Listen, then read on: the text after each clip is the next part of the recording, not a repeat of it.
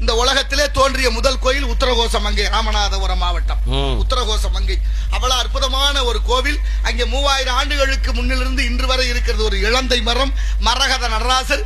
மரகத நடராசர் சிலையை செய்வதற்கு அந்த கல்லு கொண்டு கொடுத்தவர் ஒரு இஸ்லாமியர். கடலுக்கு மீன் பிடிக்க சென்றவர் கல்லிலே தடுகிறது.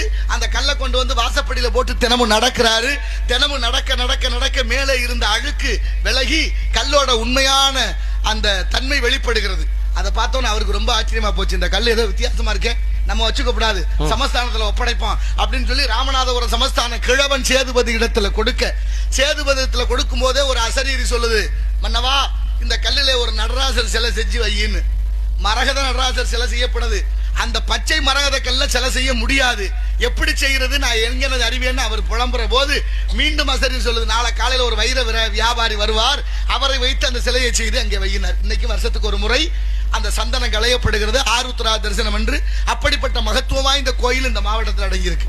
ஏன்னா அந்த சிலசியை யார் வந்தது, அழகான யாழ்ப்பாணத்திலிருந்து ஒருத்தர் வந்தாரா வைர வியாபாரி, அது சிவனே.